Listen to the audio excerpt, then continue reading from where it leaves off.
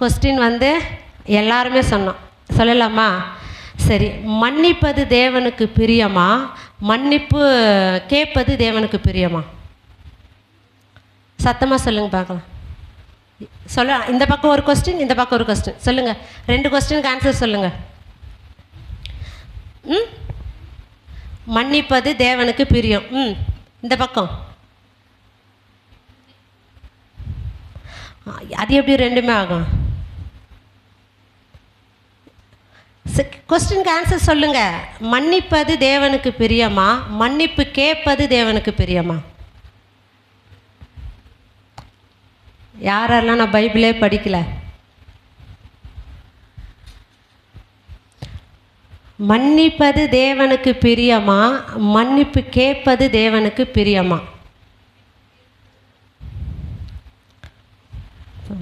யாராருக்கெல்லாம் 2 கண்ணு இருக்குது?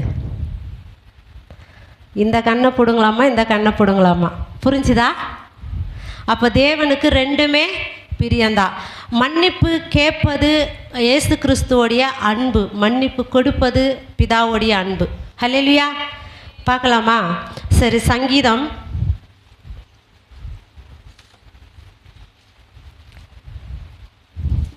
86 5 வாசிக்கலாமே.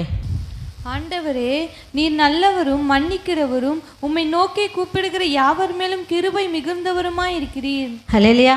மீண்டும் வாசிக்கலாமே. ஆண்டவரே, நீர் நல்லவரும் மன்னிக்கிறவரும், உம்மை நோக்கி கூப்பிடுகிற யாவர் மேலும் கிருபை மிகுந்தவருமாய் இருக்கிறீர். எப்படி? ஆண்டவரே, நீ நல்லவரும் மன்னிக்கிறவரும், உம்மை நோக்கி கூப்பிடுகிற யாவரும் கிருபையும் மிகுந்து வருகிறது. ஹல்லேலூயா. அப்போ தேவன் யாரு? மன்னிக்கிறவர். அப்போ மன்னிப்போம் உண்டு. சரி, இன்னொரு வசனத்தை கூட வாசிக்கலாம். சங்கீதம் 130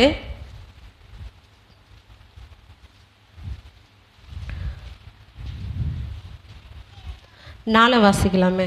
உமக்கு பயப்படும்படிக்கு உம்மிடத்தில் மன்னிப்பு உண்டு. ஹல்லேலூயா. உமக்கு பயப்படும்படிக்கு உம்மிடத்தில் மன்னிப்பு உண்டு. யார் மன்னிப்பு என்ற வார்த்தைக்கு என்ன அர்த்தம்னா, நீ தேவனுக்கு பயந்தனா தேவ சமூகத்தை குறித்து உனக்கு பயம், நியாயத்தீர்ப்பு குறித்து பயம், இது எல்லாம் இருக்கும் வேலையில் நீ என்ன பண்ணுன்னா, தேவ சமூகத்தில் போயிட்டு எந்த ஒரு காரியத்தை செஞ்சாலும் மன்னிப்பு கேட்பீங்க. அப்போ மன்னிப்பு கேட்டாலே கர்த்தர் என்ன பண்ணுவார்னா உருகிடுவார். ஹல்லேலூயா. அப்போ மன்னிப்பும் மன்னிப்பு கேட்பதும் 2மே ஒன்று தான். தேவனுக்கு மன்னிப்பு கேட்கணும், தேவன் அந்த பாவத்தையோ ஏதோ ஒரு காரியத்தை குறித்து என்ன பண்ணோம், மன்னிப்பும் கொடுக்கணும். ஹல்லேலூயா. இது வாய்ஸ் கொஞ்சம் கம்மி பண்ணலாம். ஹல்லேலூயா. சரி, இப்போ நம்ம இந்த வசனத்தை நம்ம பார்க்க போகிறோம். இயேசு கிறிஸ்து சிலுவையில் என்ன கேட்டார்? ஃபஸ்ட்டு வார்த்தை பிதாவே. ஏன் இயேசு கிறிஸ்து வேற எந்த வார்த்தை கேட்காம இதை கேட்டார்? மனுஷனுக்கு என்ன தேவைன்னு சொல்லிட்டு இயேசு கிறிஸ்து அதே கொடுக்கிறார். அப்போது பிதாவே, இவர்கள் செய்கிறதே இன்னதென்று அறியாது இருக்கிறார்கள் என்று சொல்லி கூட அவர் என்ன பண்ணுவார்? அந்த வார்த்தையை சொல்லுவார். அதை வாசிக்கலாமே. லூக்கா எழுதின சுவிசேஷம்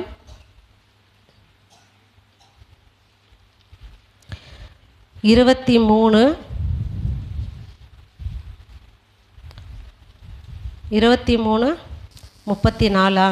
அப்பொழுது இயேசு, பிதாவே, இவர்களுக்கு மன்னியும், தாங்கள் செய்கிறது இன்னதென்று அறியாதிருக்கிறார்களே என்றார். அவருடைய வஸ்திரங்களை அவர்கள் பங்கிட்டு சீட்டு போட்டார்கள்.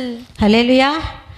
பிதாவே, இவர்களுக்கு மன்னியும், இவர்கள் செய்கிறது என்னதென்று அறியாதிருக்கிறாங்க. இந்த மன்னிப்பு யாருக்குன்னா, அங்கே இருக்கிற யூதர்களுக்கோ, அங்கே இருக்கிற அநேக பிரதானிகளுக்கோ, இல்லை போர் சேவர்களுக்கோ, இல்லை ரோம சேவர்களுக்கோ, இவங்களுக்கு அல்ல. அந்த மன்னிப்பு யாருக்கு வாங்கி கொடுத்தாரு?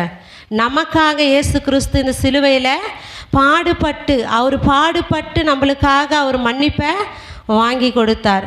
ஹல்லேலூயா. அப்போது அவர் மன்னிப்பு ஏன் ஃபஸ்ட்டு அந்த சிலுவையில் மன்னிப்பு கேட்டார்? நம்ம ஏன் இயேசு கிறிஸ்துக்கு தெரியும் மனுஷனுடைய குணம் வந்து அந்த மன்னிப்பு கேட்குற எண்ணங்கள் இல்லை அப்படின்னு சொல்லிட்டு அவர் என்ன பண்ணுறாருன்னா, இயேசு கிறிஸ்து சிலுவையில் அவ்வளோ துக்கத்தோடு அவ்வளோ பாடுகள் மத்தியில் என்ன சொல்கிறாரு, பிதாவே இவர்களுக்கு மன்னியும் என்று சொல்லிட்டு அந்த மன்னிப்பு என்ற வார்த்தையை வாங்கி கொடுக்குறார். இப்போ நம்ம பார்க்க போகிற காரியம்னா, யார் யாருக்கு எந்தெந்த சூழ்நிலை தேவ சமூகத்தில் நின்று மன்னிப்பு கேட்டார்கள், எப்படி மன்னிப்பு தேவன் கொடுத்தார் என்று நம்ம பார்க்க போகிறோம். இதற்காக ஆதியாகமம்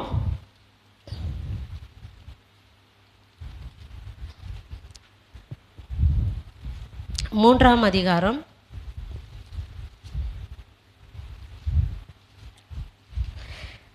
8ஆம் வசனத்தை வாசிக்கலாமே. பகலில் குளிர்ச்சியான வேளையிலே தோட்டத்தில் உலாவுகிற தேவனாகிய கர்த்தருடைய சத்தத்தை அவர்கள் கேட்டார்கள். அப்பொழுது ஆதாமும் அவன் மனைவியும் தேவனாகிய கர்த்தருடைய சந்நிதிக்கு விலகி தோட்டத்தின் விருட்சங்களுக்குள்ளே ஒளிந்து கொண்டார்கள். இது உங்களுடைய இந்த வேத வசனங்கள் எல்லாம் தெரியும். ஆதாமும் ஏவாளும் தேவனுக்கு விரோதமான பாவம் செஞ்சிருவாங்க. ஏசப்பா கூப்பிடும்போது தேவன் கூப்பிடும்போது அந்த சத்தத்தை கேட்டு தோட்டத்தில் ஒளிந்து கொண்டார்கள். இவர்கள் செய்ததை தேவ சமூகத்தில் என்ன கேட்டிருக்கலாம், மன்னிப்பு கேட்டிருக்கலாம். நிச்சயமாக தேவ சமூகத்தில் மன்னிப்பு கேட்டிருந்தா இன்றைக்கி அவர் தேவன் மன்னிச்சுட்டு அவங்க செய்த எல்லா காரியத்திற்கும் விடுதலை கொடுத்து இன்றைக்கு அவருடைய ரட்சிப்பை நாம் இன்னும் அதிகமான அன்பில் அவர் வெளிப்படுத்தியிருப்பார். கீழே வசனம் வாசிக்கலாமே. அப்பொழுது தேவனாகிய கர்த்தர் ஆதாமை கூப்பிட்டு, நீ எங்கே இருக்கிறாய் என்றார். தேவனை கேட்டார, நீ எங்கே இருக்கிறாய் என்று கேட்க வேலையில், இதோ ஆண்டவரே நான் தப்பு செஞ்சிட்டேன் அப்படின்னு சொல்லிட்டு தேவ சமூகத்தில் தன்னை ஒப்பு கொடுத்துருக்கும்போது தேவன் அந்த மன்னிப்பை ஏற்றுக்கொண்டு இருப்பார். ஹல்லேலூயா. கீழே வசனத்தை கூட வாசிக்கலாமே. அதற்கு அவன், நான் தேவரீருடைய சத்தத்தை தோட்டத்திலே கேட்டு நான் நிர்வாணியாய் இருப்பதினால் பயந்து ஒளித்து கொண்டேன் என்றான். தேவனுடைய சத்தத்தை கேட்டு அவன் நிர்வாணியாய் இருப்பதனால் பயந்து ஒளிந்து கொண்டான். அப்போ தேவனுடைய சத்தத்தை கேட்ட உடனே அவனா சொல்லியிருக்கணும், உணர்வில் கலந்து, தேவனே நான் செஞ்ச பாவம் பண்ணிட்டேன்ப்பா, உமக்கு விரோதமாக நான் பாவம் செஞ்சு விட்டேன்னு சொல்லிட்டு தேவ சமூகத்தில் மன்னிப்பு கேட்கும்போது அவர் என்ன பண்ணியிருப்பார், மனதுருகி அவர் செய்த பாவத்தை மன்னித்து ஒரு பெரிய ஆசீர்வாதத்துக்குள்ளே கர்த்தர் அவங்கள ஆதாமை ஏவாளையும் நடத்தி கொண்டு போயிருப்பார். கீழே வசனத்துக்கு நான் பயந்து ஒளிந்து கொண்டேன். கீழே வசனம். அப்பொழுது அவர், நீ நிர்வாணி என்று உனக்கு அறிவித்தவன் யார்? புசிக்க வேண்டாம் என்று நான் உனக்கு விலக்கின விருட்சத்தின் கனியை புசித்தாயோ என்றார். என்ன கேட்டாரு, நான் விளக்கின கனியை நீ ஏன்பா புசித்த? அவர் அன்பில் கேட்குறாரு. நான் சொன்னனே, நீ ஏன்பா செஞ்ச? சரி செஞ்சிட்ட கூட நீ என்கிட்ட சொல்லியிருக்கலாமே. இன்னைக்கு கூட நம்ம பிள்ளைகள் எதையாவது ஒரு தப்பு செஞ்சிட்டாங்கன்னா அந்த தப்பை நம்ம இடத்துல சொல்லும்போது நம்ம என்ன பண்ணுவோம், அது என்ன பெரிய தப்பாக இருந்தாலும் என்ன பண்ணிவிடுவோம், உடனே மன்னிச்சிடுவோம். ஆனால் அவங்க கேட்கறதுக்கு முன்னாடி அந்த தப்பு நம்ம கண்டுபிடிச்சி இவ்வளோ பெரிய தப்பு செஞ்சேன்னு சொல்லிட்டு உடனே அந்த பிள்ளைக்கு நம்ம என்ன பண்ணுவோம், தண்டனை கொடுப்போம். அதே போல தான் கர்த்தராகிய இயேசு கிறிஸ்து ஆதாம் எவ்வளவு செஞ்ச பாவத்தை மன்னிக்கு கேட்கவில்லை. அவங்க மன்னிப்பை தேவ சமூகத்தில் கேட்காத பட்சத்தில் அவங்களுக்கு ஒரு சாபன்றதுக்கூடிய அவருக்கு அதுவும் ஒரு மன்னிப்பு தான். அழிக்காமல் அவங்கள என்ன பண்ணுறாரு, அவங்கள தோட்டத்தை விட்டு அனுப்புகிறார். அப்போது தேவ சமூகத்தில் ஆதாம் ஏவாளும் என்ன கேட்கல, மன்னிப்பு கேட்கல. இன்றைக்கு நாம் கூட எத்தனையோ விதத்தில் யாரோ ஒரு விதத்தில் ஏதோ ஒரு காரியத்துக்காக செஞ்சிட்ருப்போம். ஆனால் அவங்கக்கிட்ட போயிட்டு நம்ம என்ன பண்ண மாட்டோம், மன்னிப்பு கேட்க மாட்டோம். ஆனால் இன்னொரு சில விஷயங்கள் என்னென்னா, ஒருத்தர் மன்னிப்பு கேட்பாங்க, அதை மன்னிப்பு கேட்குறவங்க அவங்க ஆத்மா ரீதியாக கேட்குறாங்களா இல்லை சும்மா மேலோட்டமாக கேட்குறாங்களான்ட்டு கர்த்தர் என்ன பண்ணுறாரு, அதையே கவனித்து அறிகிறார். அப்போ நீங்கள் மேலோட்டமாக கேட்குற மன்னிப்புக்கு நிச்சயமாக ஒரு விடுதலை கிடைக்காது. ஆனால் உள்ள ஆழத்திலிருந்து நான் பாவம் செஞ்சிட்டேன், நான் தப்பு செஞ்சிட்டேன், நான் துரோகம் பண்ணிட்டேன், நான் பொய் சொல்லிட்டேன், நான் திருடிட்டேன், தேவனுக்கு விரோதமாக நான் ஏதோ ஒரு காரியத்தை செஞ்சேன் அப்படின்னு சொல்லிட்டு நீங்கள் ஆத்மா ரீதியாக மன்னிப்பு கேட்டீங்களா, அந்த மன்னிப்புக்கு பலனும் உண்டு, ஆசீர்வாதமும் உண்டு. ஹல்லேலூயா. இப்போ யாரெல்லாம் யாருக்காக மன்னிப்பு கேட்டார்கள் என்று நம்ம பார்க்க போகிறோம். ஆதியாகமம்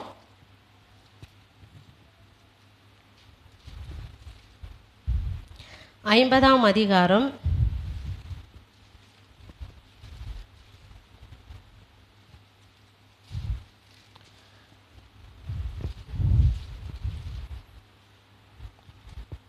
16 வாசிக்கலாமே.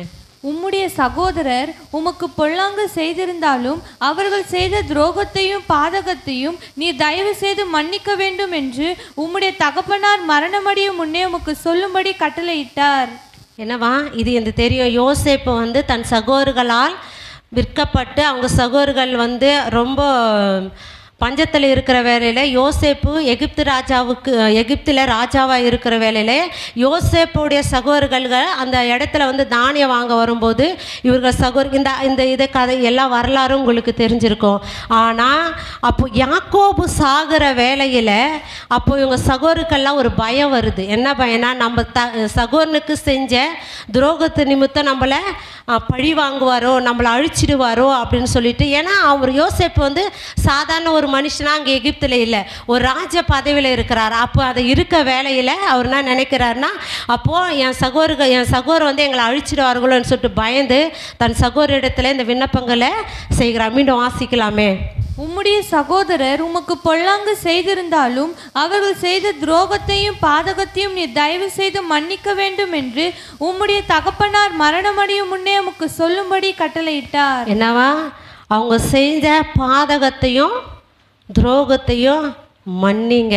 ஒருவன் மனுஷன் அவன் மரிக்கத்திற்கு முன்பதாக ஒருவன் செய்கிற பாவத்தையும் ஒரு செய்கிற துரோகத்தையும் மன்னிக்கிற வேலையில் தான் அவன் மரணம் எப்படி இருக்குன்னா பயங்கர அருமையான இடத்துல கொண்டு போய் தேவன் நிறுத்துவார்.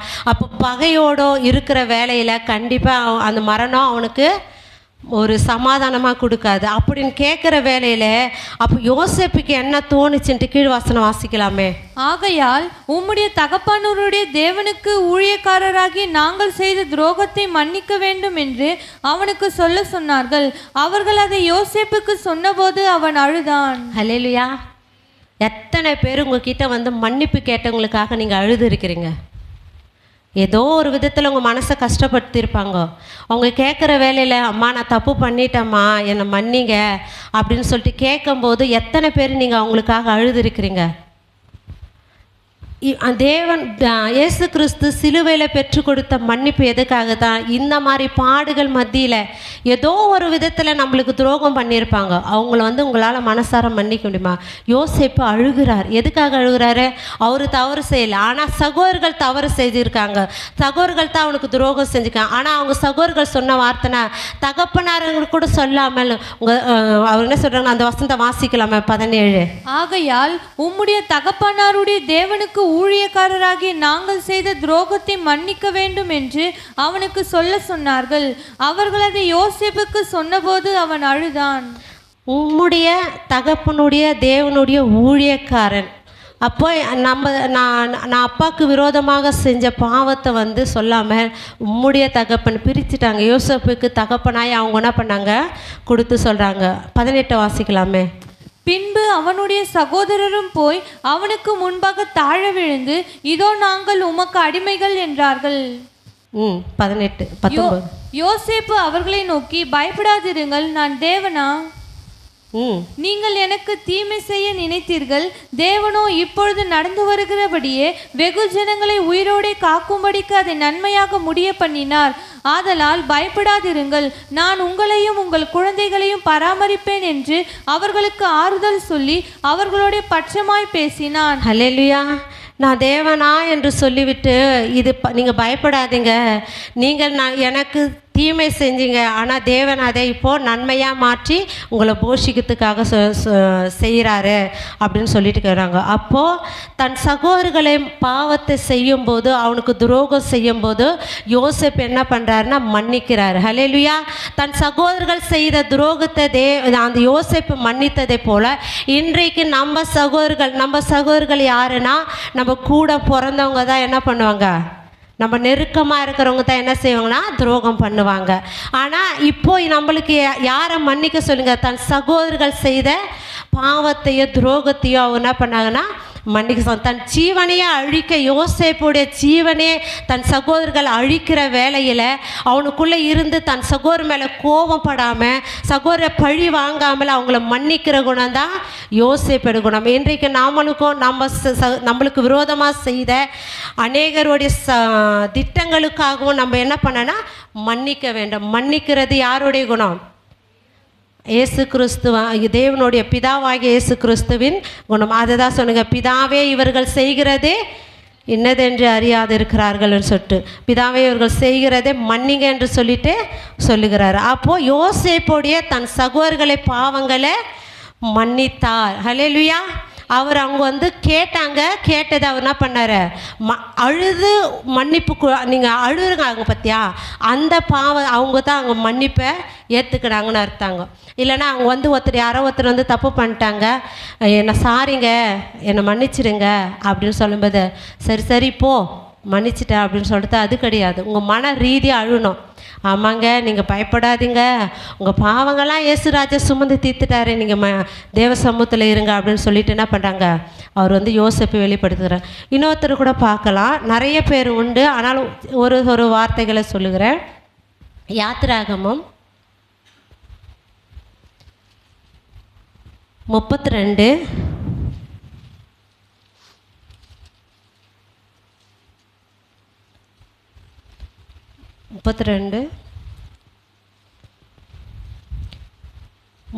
வாசிக்கலாமே. ஆகிலும் தேவரீர் அவர்கள் பாவத்தை மன்னித்தருளுவீரானால் மன்னித்தருளும், இல்லாவிட்டால் நீர் எழுதின உம்முடைய புஸ்தகத்தில் இருந்து என் பெயரை கிறுக்கி போடும் என்றான். ஹல்லேலூயா. இது தெரியும். இஸ்ரவேல் ஜனங்கள் வனாந்தரத்தில் வரும்போது எகிப்தில் அடிமையாக இருக்கிற வேளையில் மோசேயை கொண்டு எகிப்தில் இருக்கிற இஸ்ரவேல் ஜனங்களை மீட்டெடுக்கிறாரு. இஸ்ரவேல் ஜனங்களை மீட்டெடுத்து அநேக அற்புதனாலும் நிறைய முறுமுறுப்புகள் காரியங்கள் செய்யும்போது கூட தேவன் அவங்க செஞ்ச எல்லாத்தையும் வந்து மன்னிச்சு, யார் மூலியமானா மோசே மூலயமா வந்து அவங்க வந்து மன்னிச்சு கொண்டு வருவார். ஆனால் அவங்க செய்கிற துரோகம் என்னன்னா, அது அவங்க செஞ்சிருக்கிற காரியத்தை நம்ம பார்க்க போனால் 30 வாசிக்கலாமே. மறுநாளில் மோசே 32 அதிகாரம் 30 வாசிக்கலாமே. மறுநாளில் மோசே ஜனங்களை நோக்கி, நீங்கள் மகா பெரிய பாவம் செய்தீர்கள், உங்களுக்காக பாவ நிவர்த்தி செய்யக்கூடுமோ என்று அறிய இப்பொழுது நான் கர்த்தரிடத்திற்கு ஏறி போகிறேன் என்றான். அப்படியே மோசே கர்த்தரிடத்திற்கு திரும்பி போய், ஐயோ இந்த ஜனங்கள் பொன்னினால் தங்களுக்கு தெய்வங்களை உண்டாக்கி மகா பெரிய பாவம் செய்திருக்கிறார்கள்.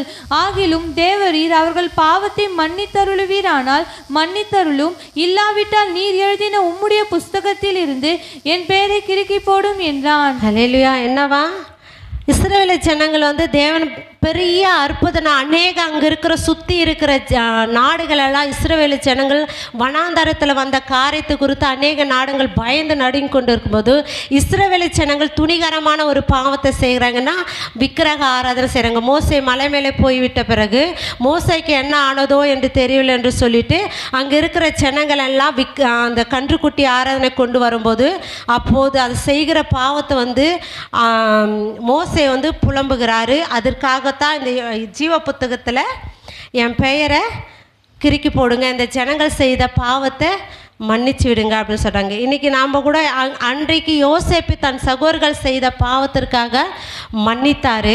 இன்றைக்கு இஸ்ரவேல் ஜனங்கள் செய்கிற பாவத்திற்காக தன் ஜீவ புத்தகத்தில் எழுதப்பட்டிருக்கிற என் பெயரை கிறுக்கி போடுங்க, இந்த ஜனங்களை ஒன்றும் செய்யாத தன் ஜனங்களுக்காக மன்னிப்பு கேட்குறாரு. ஹல்லேலூயா. மோசே யாருக்காக கேட்குறாரு? தன் ஜனங்களுக்காக. தன் ஜனங்கள் செய்கிற பாவத்தை மன்னிங்க, தன் ஜனங்கள் செய்கிற அக்கிரமத்தை மன்னிங்க.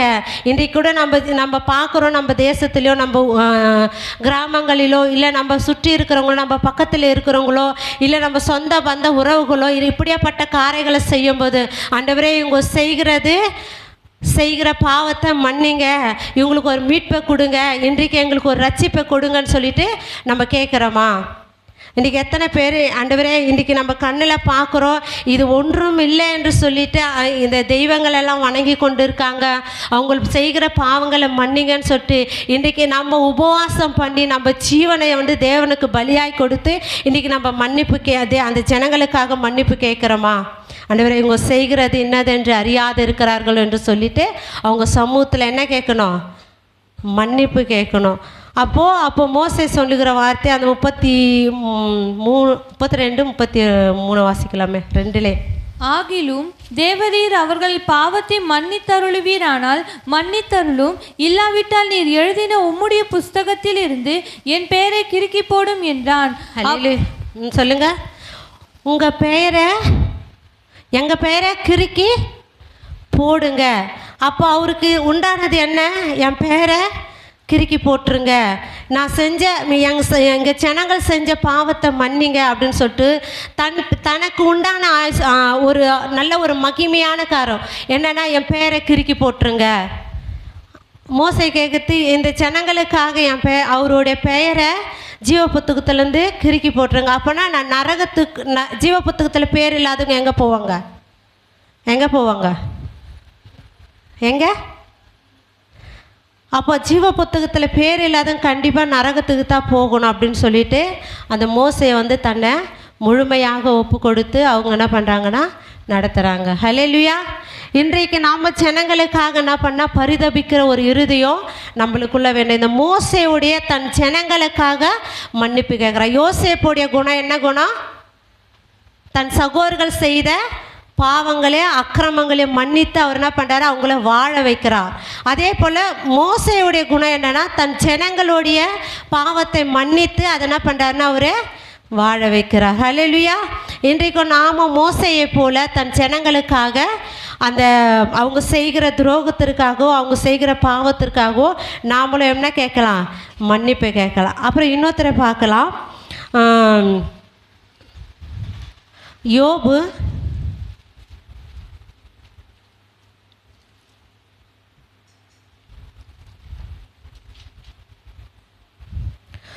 யோபு 42:10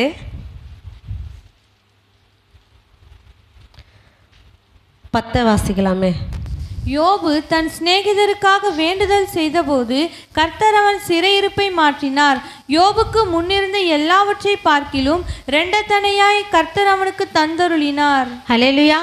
யோபு தன் சிநேகிதன் வேண்டுதல் செய்தார். தன் சிநேகிதனுக்காக அவர் வேண்டுதல் செய்தார். அப்போது அது ஒரு வேண்டுதல்னா என்ன அர்த்தம்? மன்னிக்கிறது தான். ஒருத்தர் குறித்து ஒருத்தர் சமூகத்தில் போய் தேவனிடத்தில் அவங்க எதுக்காக யோபுடைய சிநேகிதர்கள் என்ன பண்ணாங்க? யோபை குறித்து தாறுமாறான வார்த்தைகளை பேசி யோபுடைய மனசை வலிக்கத்தக்கதாக பண்ணுகிற வேளையில் யோபு தன் சிநேகிதருக்காக என்ன வேண்டுதல் செய்தார்? தனக்காகவோ இல்லை, தன் சிநேகிதனுக்காக தன் ஃப்ரெண்டுக்காக போயிட்டு என்ன செய்யறா? வேண்டுதல் செய்கிறார். அப்போ யோபோட வேண்டுதலுக்கு தேவன் பதில் கொடுத்தாரா? அவர் பதில் கொடுத்தது மாத்திரமல்ல, அவருக்கு என்ன கொடுத்தாரு? ஆசீர்வாதத்தை கொடுத்தாரு. அப்போ யோபு நல்ல ஒரு வசதி வாய்ப்போடு இருந்த மனுஷன், யோபுக்குள்ள நல்ல ஒரு தேவ பக்தி நிறைந்தவன், தன் பிள்ளைகளுக்காக அனுதினமும் பலி செலுத்துகிறவன், பிள்ளைகள் அனுதினமும் வாழ்க்கையில் உண்மையாக நடத்த வேண்டும் என்று யோபோட இருதயத்தில் இருந்த வைராகியத்தையும் அவருடைய பக்தியை கண்டு யோபோடைய சிநேகிதர்கள் மறந்து விட்டார்கள். அதனால் யோபு உபத்திரப்படுகிற வேலையில், யோபு வருத்தப்படுகிற வேலையில், யோபு அநேக உபத்திரத்திலும் எல்லா கஷ்டத்தில் நெருக்கத்தில் இருக்கிற வேலை ஆறுதல் சொல்லாதபடிக்கு யோபுடைய இருதயத்தை என்ன பண்ணாங்க? உடைத்தார்கள். உடைக்கிற வேலையில் அவர் என்ன பண்ணார்னா, யோபு தன் சிநேகிதர் செய்கிற ஒரு காரியத்தை குறித்து அவன் மனதில் பாரப்படாதபடிக்கு அவனுக்காக தன் சிநேகிதருக்காக என்ன பண்ணார்? வேண்டுதல் செய்தார். யோபுக்கு அநேக சொத்துக்கள் அழிஞ்சாலும் ஆனால் அதற்காக போய் அவர் விண்ணப்பம் பண்ணலை. பிள்ளைகளை இழந்தார், அதுக்காக போய் விண்ணப்பம் பண்ணலை. தன் சரீரத்தில் இருக்கிற வியாதிய நிமித்தம் போய் அவன் விண்ணப்பம் பண்ணலை. ஆனால் தன் சகோதரர்கள் செய்கிற தேவனுக்கு விரோதமாய் பேசுகிற வார்த்தையை குறித்து அவர் என்ன பண்ணார்னா அவங்க தேவ சமூகத்தில் போய் வேண்டுதல் செய்கிறார். வாசிக்கலாமே 10. யோபு தன் சிநேகிதருக்காக வேண்டுதல் செய்தபோது கர்த்தர் அவன் சிறையிருப்பை மாற்றினார். யோபுக்கு முன்னிருந்த எல்லாவற்றை பார்க்கிலும் இரண்டத்தனையாய் கர்த்தர் அவனுக்கு தந்தருளினார். ஹல்லேலூயா. நீ கேட்பதற்கு முன்பதாக உன் தேவைகள் என்னதென்று நான் அறிந்திருக்கிற தேவ சமூகத்தில் தேவன் யோபுக்கு நல்லா தெரிஞ்சு தன் தேவைகளும் கேட்கலை. நான் வாழ்வதற்கு எனக்கு ஜீவனை கொடுன்னு கேட்கலை, நான் வாழ்வதற்கு ஐஸ்வர்யத்தை கொடுன்னு கேட்கவில்லை, நான் வாழ்வதற்கு எனக்கு பிள்ளைகள் இல்லைன்னு சொல்லி கேட்காதபடிக்கு அவர் போய் தன் சிநேகிதருக்காக அவர் என்ன பண்ணுறாருன்னா வேண்டுதல் செய்கிறார். அப்போ வேண்டுதல் செய்கிறாருன்னா அவங்க செய்கிற பாவத்தை குறித்து அங்கே தேவ சமூகத்தில் எடுத்து போயிட்டு தேவ சமூகத்தில் வச்சு வேண்டுதல் செய்கிறார். என் சிநேகிதர் செய்கிற பாவத்தை மன்னிங்க, என் சிநேக துணிகரமாய் பேசின வார்த்தைகளை மன்னிங்க, என் சிநேகத்தை எனக்கு விரோதமாக உன்னை ஆண்டவரே நீர் என்னை படைத்தது என்று அறியாமல் அவங்க பேசுகிற காரியத்தை மன்னிங்க என்று சொல்லி தன் சிநேகிதருக்காக என்ன பண்ணுறாரு? அவர் போயிட்டு வேண்டுதல் செய்கிறாய். இன்றைக்கு நாமளும் அதே போல என் சிநேக செய்கிற ஆண்டவரே பாவத்தை குறித்து நாங்கள் ஆண்டவரே உம் சமூகத்தில் கொண்டு வருகிறோம். இன்றைக்கி நம்ம இடத்துல நல்லா பேசுவாங்க, நம்ம முகத்தை பார்த்து அன்பாக பேசுவாங்க, ஆனால் இருதயத்தில் அவங்கக்கிட்ட அன்பு இருக்கா இல்லையான்னு சொல்லி கூட நம்மளுக்கு தெரியாது. ஆனால் தேவன் யோபு இருதயத்தையும் வெளிப்படையான வார்த்தைகளை பேசுகிற யோபு இடத்துல தேவன் மன்னிப்பு தேவன் வந்து அவங்க வேண்டுதலை கேட்டு அவங்களுக்கு மன்னிப்பை கொடுத்து அவங்கள யோபுடைய அவர் ஆசீர்வதிக்கிறார். அல்லேலூயா. இன்றைக்கு நம் பாவத்திற்காகவும் மனஸ்தாபப்பட்ட அழ வேண்டும். நம் சகோதரர்கள் செய்கிற பாவத்திற்காகவும் தேவ சமூகத்தில் கொண்டு போய் சேர்க்குறோம். இன்றைக்கி ஒரு மனுஷன் பாவம் செஞ்சிட்டானா அது எத்தனை 4 பேர் இடத்துல சொல்லுவது ஸ்நேகம் கிடையாது. அந்த பாவத்தை மறைத்து தேவ சமூகத்தில் கொண்டு போய் ஆண்டவரே அவன் செஞ்ச பாவத்தை மன்னிங்கப்பா, அவனுக்கு ஒரு விடுதலை கொடுங்கப்பா அப்படின்னு சொல்லிட்டு தேவ சமூகத்தில் நம்ம கொண்டு போகிறோமா, நாம் தேவனுக்கு ஸ்நேகிதராக இருக்கிறோம். அல்லேலூயா. நம்மளுக்கு தேவன் யாருன்னா ஸ்நேகிதனாக இருந்து நம்ம கூட இருந்து நடத்துகிறவர்கள். அல்லேலூயா. நம்ம ஸ்நேகிதர் இடத்துல தான் நம்ம எல்லாத்தையும் என்ன பண்ணுவோம், ஓப்பனாக சொல்லுவோம். எந்த காரியத்தை குறித்து சொன்னாலும் ஏதோ ஒரு மன அழுத்தம் தான் யாருக்கிட்ட ஷேர் பண்ணால் நம்மளுக்கு நல்லா பழகின ஸ்நேகிதத்தில் நம்ம சொல்லும்போது அந்த வார்த்தையை கேட்டு சிநேகிதர் என்ன சொல்லுவான், ஆறுதல் சொல்லுவான். இன்றைக்கி யோபுக்கு இருந்த சிநேகிதர்கள் அவனுக்கு ஆறுதல் சொல்லவில்லை, அவன் மன வலியை கொடுக்குற சிநேகிதர்கள் உண்டானார்கள். அல்லேலூயா. இன்றைக்கி யோபை போல நாமளும் தன் சிநேகிதருக்காக என்ன பண்ணுறதால் வேண்டுதல் செய்யலாம். அதே போல் அந்த வேண்டுதல் செய்கிறான்னா அந்த பாவத்தை அவர் யோபு மன்னிவிட்டார் என்று சொல்லி நம்ம எண்ணுகலாம். இன்னொருத்தர் கூட பார்க்கலாம். மத்தேயு சுவிசேஷம்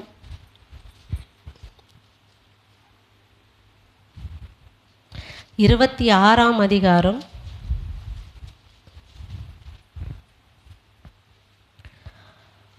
69 வாசிக்கலாமே. அத்தருணத்தில் பேதுரு வெளியே வந்து அரண்மனை முற்றத்தில் உட்கார்ந்திருந்தான். அப்பொழுது சரி 26ஆம் அதிகாரம் 14 வாசிக்கலாம். அப்பொழுது 12 ஒருவனாகிய யூதாஸ்காரியோத்து என்பவன் பிரதான ஆசாரியரிடத்திற்கு போய், நான் அவரை உங்களுக்கு காட்டி கொடுக்கிறேன், நீங்கள் எனக்கு என்ன கொடுக்கிறீர்கள் என்றான். அவர்கள் அவனுக்கு 30 வெள்ளிக்காசை கொடுக்க உடன்பட்டார்கள். அது முதல் அவன் அவரை காட்டி கொடுப்பதற்காக சமயம் பார்த்து கொண்டிருந்தான். ஹல்லேலூயா. இது யார்? இது யூதாஸ்காரியத்து. யூதாஸ்காரியத்து வந்து யாருன்னா ஏசப்பா கூட இருந்தவன், ஏசப்பாவுடைய அற்புதங்களை பார்த்தவன். ஏசப்பா கூட இருந்து அநேக அற்புதங்களோ அந்த அவர் செஞ்ச அநேக காரியங்களை சுகமாக்கினது. அதே மாதிரி பிடியில் இருக்கிறவங்களுக்கு, பிசாசு பிடியில் இருக்குங்க, இப்படியாப்பட்டவங்களுக்கெல்லாம் தேவன் சுகம் கொடுக்கும்போது, இயேசு ராஜா சுகம் கொடுக்கும்போது யூதாஸ்காரியத்து கூட இருந்து பார்த்த யூதாஸ்காரியத்து அதுவும் இல்லாமல் அவனுக்கு ஒரு பொறுப்பை கொடுத்துருந்தார். ஹல்லேலூயா.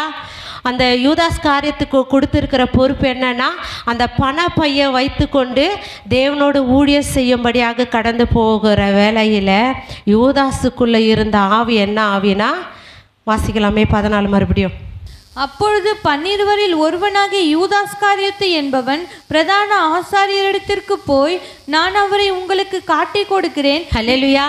நானும் அவரை உங்களுக்கு காட்டி கொடுக்கிறேன். ஹல்லேலூயா. எத்தனை பேர் இன்றைக்கு நம்ம தேவனை காட்டி கொடுத்துருக்குறோம்? யார் மூலியமாக நம்ம காட்டி கொடுக்கணும்? கிறிஸ்து வந்தால் தேவனை காட்டி கொடுப்பான். அநேக சபைகள் இன்றைக்கி அநேக பாவங்கள் வெளிப்பட்டு காட்டி கொடுக்குறாங்க. அதே போல் வந்து நம்ம சுற்றி இருக்கிற ஜனங்களுக்கு இயேசு ராஜாவை தவறான முறையில் காட்டி கொடுத்துருக்குறோம். அதே போல் வந்து நம்ம வந்து பழகிற இடத்துல வந்து தவறான முறையில் வந்து இயேசு ராஜாவை காட்டி கொடுக்குறோம். இது போல் தான் நம்ம வந்து யூதாசு காரியத்தை போல் அவர் என்ன பண்ணுறார், இயேசு ராஜாவை காட்டி கொடுக்குறோம். 15 வாசிக்கலாமே. நான் அவரை உங்களுக்கு காட்டி கொடுக்கிறேன், நீங்கள் எனக்கு என்ன கொடுக்கிறீர்கள் என்றான். அவர்கள் அவனுக்கு 30 வெள்ளிக்காசை கொடுக்க உடன்பட்டார்கள். ஹல்லேலூயா. அவர் காட்டி கொடுக்கறதுக்கு விலையும் பேசுகிறார். அவர் மார்போடு இருந்து, அவர் கூட நடந்து, அவர் எல்லாத்தையும் யூதாஸ் காரியத்தை பார்த்து கொண்டு இருக்கும் வேலையில் இன்றைக்கி என்ன பண்ணுறோம், இப்போ நம்ம சபையோ ஏசப்பா கிருபைக்குள்ளே நம்ம சபையில் வந்து ஒரு சமாதானத்தோடு தேவன் நடத்தி கொண்டு இருக்க, யாரை குறித்தும் எந்த ஒரு குறைகள் இல்லாதபடிக்கு எல்லாரிடத்தையும் எப்படி மன மகிழ்ச்சியாக வெளிப்படுத்தி கொண்டு யார் எதை செய்தாலும் அவங்களுக்கு என்ன பண்ணுறீங்க, அன்பாக மன்னிப்பு கொடுக்குறீங்க, அப்புறம் மன்னிப்பு கேட்டாலும் கொடுக்குறீங்க. நீங்களே பிதாவை போல் அவங்க செய்கிறத பாவங்களை மன்னித்து அன்பாய் நடத்தி கொண்டு வரீங்க. ஆனால் யூதாசு தேவனோடு கூட இருந்து தேவனுடைய அன்பு தெரிஞ்சு அவர் எவ்வளோ உபத்திரம் மத்தியில் அந்த வழிகளோடு தேவனு ராஜ்யத்தை கட்டி கொண்டு இருக்கிற இயேசு ராஜாவை 30 வெள்ளி காசுக்காக அவரே காட்டி கொடுக்கிறார். 16 வாசிக்கலாமே. அது முதல் அவன் அவரை காட்டி கொடுப்பதற்கு சமயம் பார்த்து கொண்டிருந்தான். புளிப்பில்லாத அப்ப பண்டிகையின் முதல் நாளிலே சீஷர்கள் இயேசுவினிடத்தில் நம்ம அதை கண்டினியூவாக வாசிக்கணும் வந்தோன்னா அந்த பண்டிகை நாட்களில் அவர் ராபோஜனம் பண்ணி கொண்டு அவர் சரீரத்தையும் ரத்தத்தையும் பூசிக்கிறோம் அந்த வார்த்தைகளை சொல்லி அதுலேயும் யூதாஸ் காரியத்திற்கு அந்த பங்கை கொடுக்குறார். அப்போ இயேசு ராஜா சொல்ல என்னை காட்டி கொடுக்குறோம் ஒருத்தர் இருக்கிறான் அப்படின்னு சொல்லுவாங்க. நானான்னு கேட்பாங்க. அதுலேயும் துணிகாரமாக என்ன சொன்ன நானா அப்படின்னு சொல்லிட்டு கேட்பான். அது அந்த வசனங்கள் ஃபுல்லாக இருக்கும்.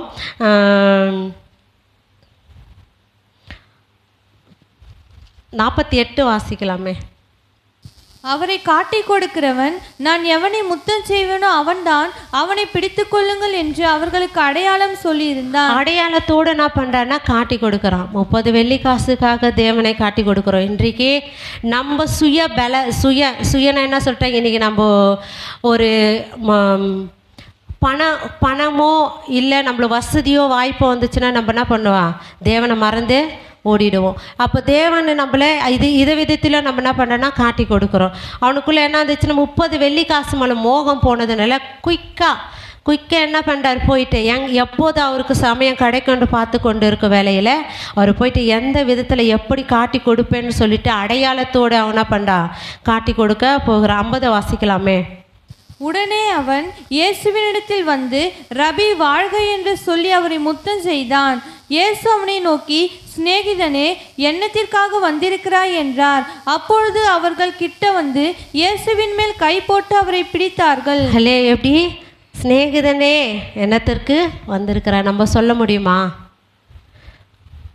ஏதோ ஒரு விதத்தில் நம்மளுக்கு சூழ்நிலைக்கு ஏற்ற மாதிரி ஏதோ ஒரு துரோகம் பண்ணிட்டாங்கன்னா வச்சுக்கா, அவங்கள பார்க்கும்போதெல்லாம் என்ன வரும், அவனை அழிக்கிறதுக்கோ கோவப்பட்டு அவனை அடிக்கிறதுக்கோ மட்டும்தான் நம்ம நினைப்போம் தரணும். சிநேகிதனே உனக்கு என்ன வேணும், அதுதான் இயேசு கிறிஸ்துவோடைய அன்பு. அப்போது அவனுக்கு கூட இருந்தவன் காட்டி கொடுக்குற வேலையில் தேவன் அவன் பாவத்தை மன்னிக்கிறாரு.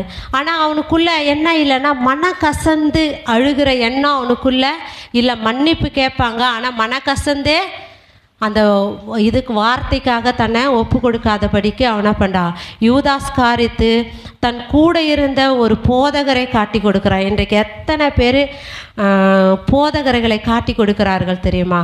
ஹல்லேலூயா.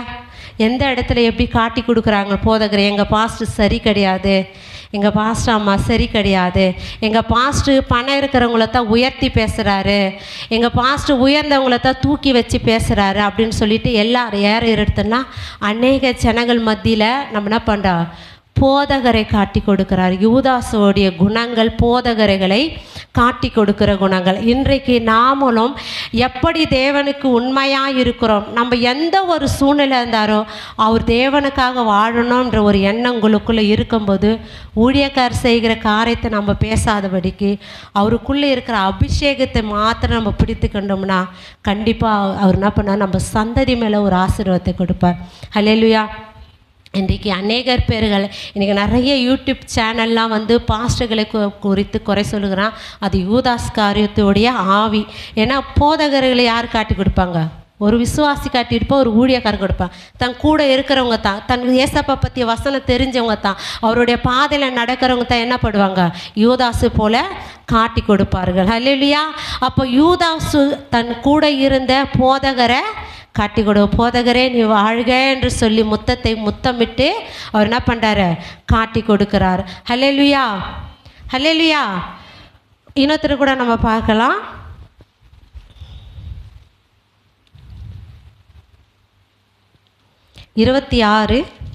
மத்திய சுவிசேஷம் 26:69 வாசிக்கலாமே. அத்தருணத்தில் பேதுரு வெளியே வந்து அரண்மனை முற்றத்தில் உட்கார்ந்திருந்தான். அப்பொழுது வேலைக்காரி ஒருத்தி அவனிடத்தில் வந்து நீயும் கலிலேயனாகி இயேசுவோடு கூட இருந்தாய் என்றாள். அதற்கு அவன் நீ சொல்லுகிறது எனக்கு தெரியாது என்று எல்லாருக்கும் முன்பாக மறுதலித்தான். ஹல்லேலூயா. இது தெரியும். யார் இவர்? பேதுரு. பேதுரு வந்து தேவனுக்கு ரொம்ப ரொம்ப ரொம்ப அன்பாக இருந்த ஒரு சீஷன்.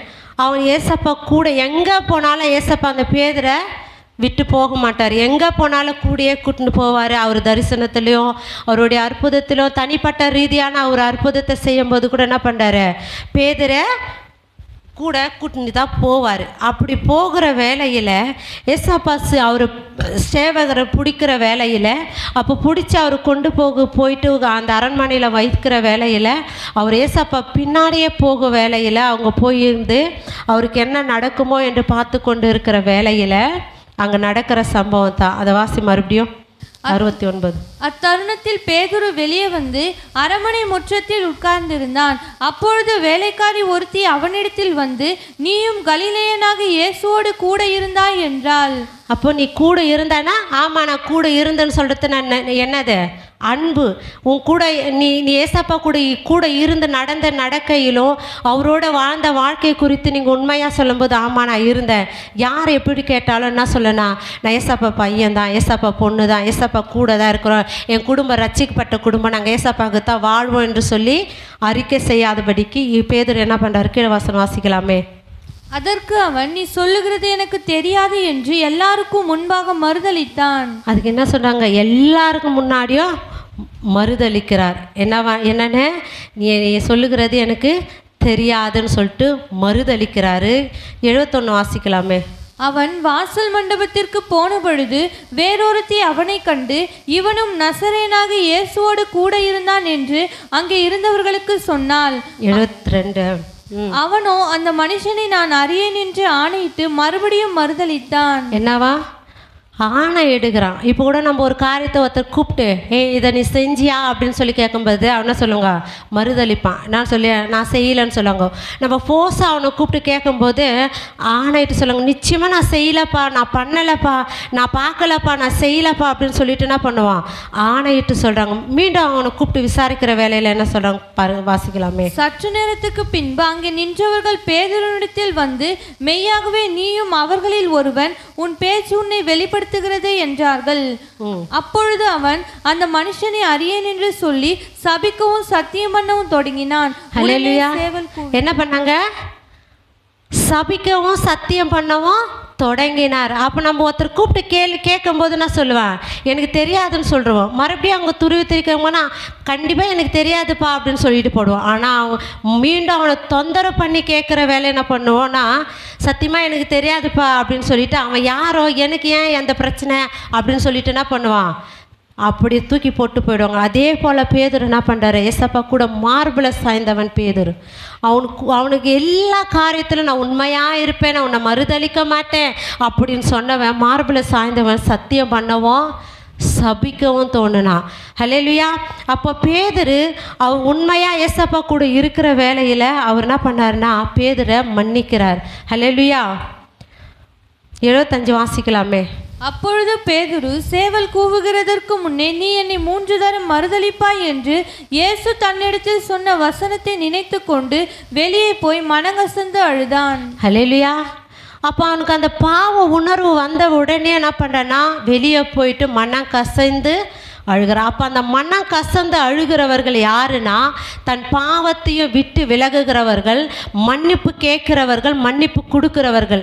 இவங்க இருதயத்தில் அவங்க மனம் கசந்து அழுகிற வேளையில் அந்த பாவத்தையும் அதை என்ன பண்ணுறார்? தேவனை மன்னிக்கிறார். இன்றைக்கு எத்தனை பேர் தேவ சமூகத்தில், ஆண்டவரே என் சகோதரருக்கு விரோதமாய் நான் துரோகம் செஞ்சேன்ப்பா, எத்தனையோ காரியங்கள் நம்ம செஞ்சுருப்போம், அந்த காரியத்திற்காக நம்ம மனம் கசந்து அழுகும் போது தான் நம்ம தேவ பிள்ளையாய் அங்கீகரிக்கப்படுகிறோம். ஹல்லேலூயா.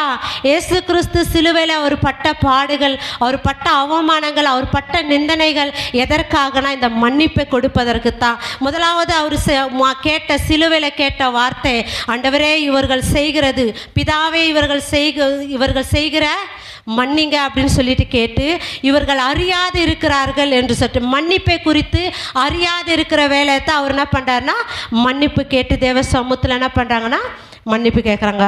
பேதுரு தேவன் மன்னித்தாரா? ஹல்லேலூயா. பேதுரு தேவன் மன்னித்தாரா? எப்படி சொல்கிறீங்க? பேதுரு மன்னித்தார் என்பதற்கு ஒரு இது இருக்குது. என்னென்னா யோவான் சுவிசேஷமா எடுங்க.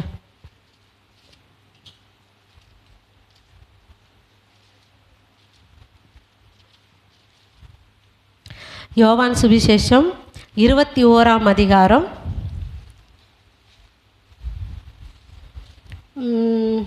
15 வாசிக்கலாமே. அவர்கள் போஜனம் பண்ணின பின்பு இயேசு சீமோன் பேதுருவை நோக்கி, யோனாவின் குமாரனாகிய சீமோனே, இவர்களிலும் அதிகமாய் நீ என்னிடத்தில் அன்பாயிருக்கிறாயா என்றார். அதற்கு அவன், ஆம் ஆண்டவரே, உம்மை நேசிக்கிறேன் என்பதை நீர் அறிவீர் என்றான். அவர், என் ஆட்டுக்குட்டிகளை மேய்ப்பாயாக என்றார். ஹல்லேலூயா. தேவன் ஒரு மனுஷனை மன்னித்துட்டார்னா அவர் வேற லெவலில் கொண்டு போய் அந்த மனுஷனை நிறுத்துவார். ஹல்லேலூயா. நீ என்னிடத்தில் அன்பாக இருக்கிறாயா என்ற கேள்விக்கு, ஆண்டவரே நான் இருக்கிறேன்ப்பா, அப்போ என் ஆட்டுக்குட்டிகளை மெய்ப்பாயா. நீ தேவனுக்கு அன்பாக இருந்தனா அவர் ஆட்டுக்குட்டிகளை மெய்ப்பாய். ஹல்லேலூயா. நீ தேவனுக்கு உண்மையாக அன்பு, தேவனுக்கு நான் வாழ்வது தேவனுக்கு மாத்திரம்தான் அப்படி இருக்கிற வேலையில் நீ தேவ ஆட்டுக்குட்டிகளை மெய்ப்பாயாக. அவர் ஒரு முறை கேட்டு பேதுரை வந்து சரிப்பா அப்படின்னு சொல்லிட்டு அந்த ஊழியத்தை அங்கீகரிக்கலாம். மீண்டும் கேட்குறாரு, வாசிங்களா. இரண்டாம் தரம் அவர் அவனை நோக்கி, யோனாவின் குமாரனாகிய சீமோனே, நீ என்னிடத்தில் அன்பாயிருக்கிறாயா என்றார். அதற்கு அவன், ஆம் ஆண்டவரே, உம்மை நேசிக்கிறேன் என்பதை நீர் அறிவீர் என்றான். அவர், என் ஆடுகளை மேய்ப்பாயாக என்றார். ஹல்லேலூயா. முதல்ல ஆட்டுக்குட்டிகளை மேய்ப்பாயா, ரெண்டாவது ஆடுகளை மேய்ப்பாயா. ஏன் மீண்டும் மீண்டும் பேதுரு இடத்துல அந்த கேள்வி கேட்குறாரு? அவன் உள்ள உடைக்கப்பட்டவன் என்று தேவனுக்கு தெரியும். தான் செய்கிறத பாவத்தை வந்து விட்டு உடனே அவன் என்ன பண்ணான், மன கசந்து அழுகிற அந்த ஒரு கிருபையை வந்து பேதுரு இடத்துல உண்டு என்று சொல்லிட்டு, ஆட்டுக்குட்டிகளை மேய்ப்ப, சின்னதாக ஒரு வார்த்தை. ஆட்டுக்குட்டிகள் மேய்க்கிறதுக்கு எல்லாருக்கும், ஆட்டுக்குட்டிகளை பராமரிக்கிறதுக்கும் எல்லா ஆட்டுக்குட்டியை பார்க்கும்போது என்ன வரும், ஒரு சந்தோஷம் வரும். ஆனால் ஆடு மேய்க்கிறது ரொம்ப ரொம்ப ரொம்ப கஷ்டம். எந்த ஆடு எப்படி போகும், எந்த ஆடு, வெள்ளாடு கருப்பாடு. அப்போ அது ரெண்டு இடத்துல சம்மரி ஆடு எதுனா பண்ணோம், அதுங்க ஒரு திசையாக போகும். அப்போ கடினமான வேலை. ஃபஸ்ட்டு ஆட்டுக்குட்டிகளை மேய்ப்பாயா.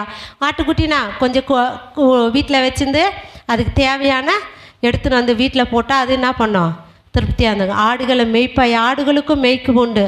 ஆனால் மீண்டும் ஒரு வார்த்தை கேட்குறாரு, வாசிக்கலாமே. மூன்றாம் தரம் அவர் அவனை நோக்கி, யோனாவின் குமாரனாகிய சீமோனே, நீ என்னை நேசிக்கிறாயா என்றார்.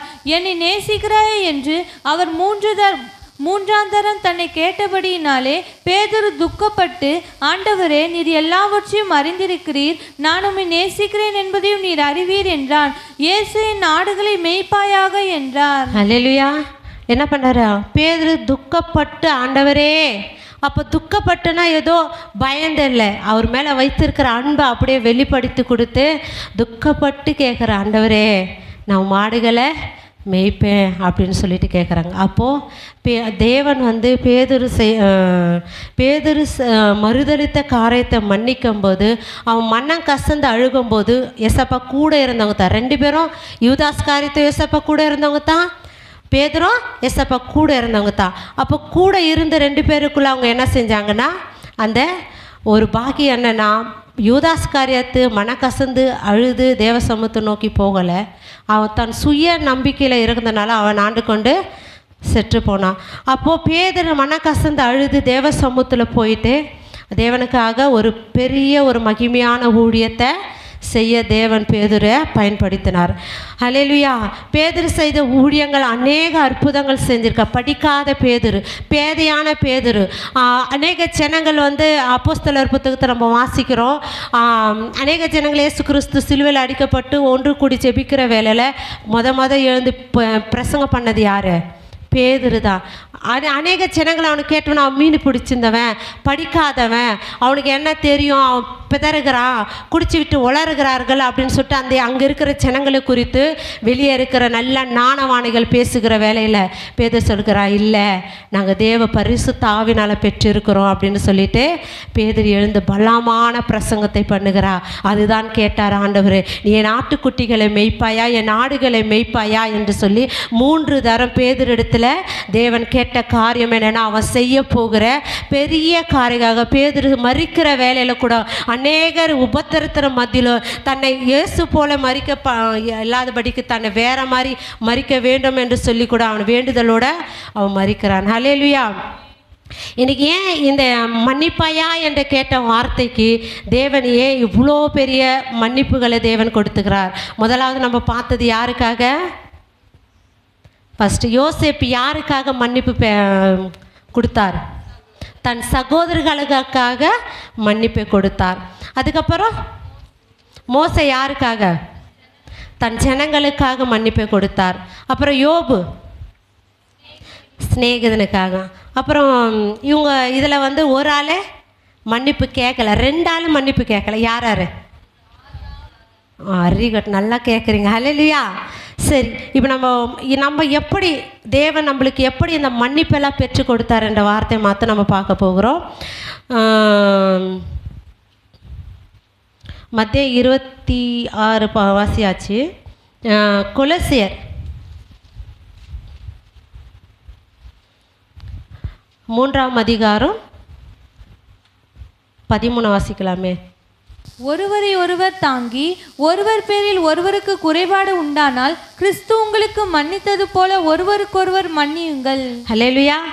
ஒருவர் தாங்கி ஒருவர் பேரில் ஒருவர் குறைபட்டு உண்டானால் கிறிஸ்து உங்கள் மன்னிப்பது போல ஒருவருக்கொருவர் மன்னிங்கள். இன்றைக்கு எத்தனை பேர் இந்த வார்த்தைக்கு ஒப்பு கொடுக்குறீங்க?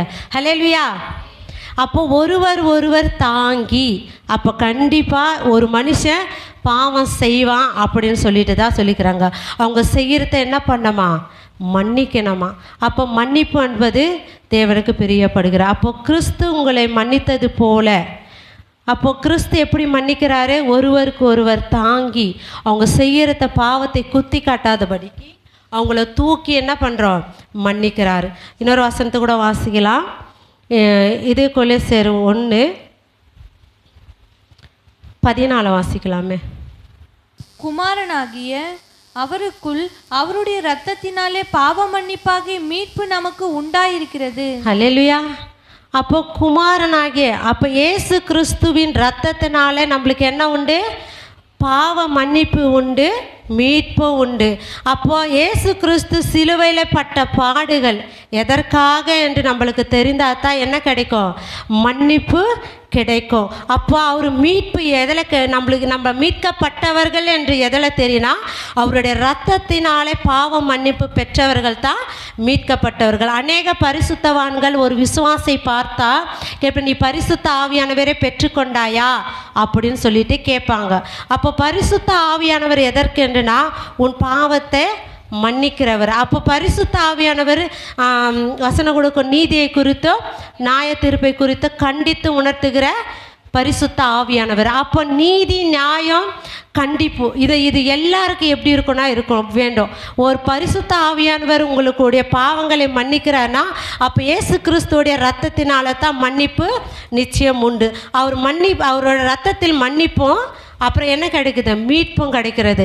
அப்போ இயேசு கிறிஸ்து சிலுவையில் அவர் தொங்குகிற வேலையில், அநேக ஜனங்கள் நிந்திக்கிற வேலையில், நம்ம ஜனங்கள் கூட நம்மளை பார்த்து நிந்தித்து பேசுவார்கள், நம்மளை குறைகளை சொல்லுகிற வேலையில், அப்போது அந்த சிலுவை பாடுகளை நம்ம நினைக்கும் போது அவங்களுடைய பாவத்தை நம்ம என்ன பண்ணோம்? மன்னிப்பு கொடுக்கணும், அவங்களுக்கு மீட்பையும் கொடுக்கணும். அப்போ இயேசு கிறிஸ்துவோடைய ரத்தம் பாவங்களை மன்னிக்கிறது, மீட்பை கொடுக்குது. இன்றைக்கு நம்மளை மீட்டவர் அவருடைய ரத்தமும் அவருடைய மன்னிப்பும் தான். மன்னிப்பு இயேசு கிறிஸ்து நம்மளை மன்னித்ததுனால தான் இன்றைக்கி நம்ம எங்கே இருக்கிறோம்? சபையில் இருக்கிறோம். அப்போ நம்மளுக்கு மன்னிப்பு கொடுத்துருக்கிற தேவனுக்கு என்ன கொடுக்கணும்? ஒரு மீட்பை கொடுக்கணும். அப்போ மீட்பனா இயேசு கிறிஸ்து நல்லவர் என்பதை ஜனங்களுக்கு சொல்ல வேண்டும். ஹல்லேலூயா. அப்போ மன்னிக்கிற தேவன் நம்ம தேவன் ஒருவர் உண்டு. அது மீண்டும் அந்த வசனத்தை வாசிக்கலாமே. லூக்கா எழுதின சுவிசேஷம் 23:34. அப்பொழுது இயேசு, பிதாவே, இவர்களுக்கு மன்னியும், தாங்கள் செய்கிறது இன்னதென்று அறியாதிருக்கிறார்களே என்றார்.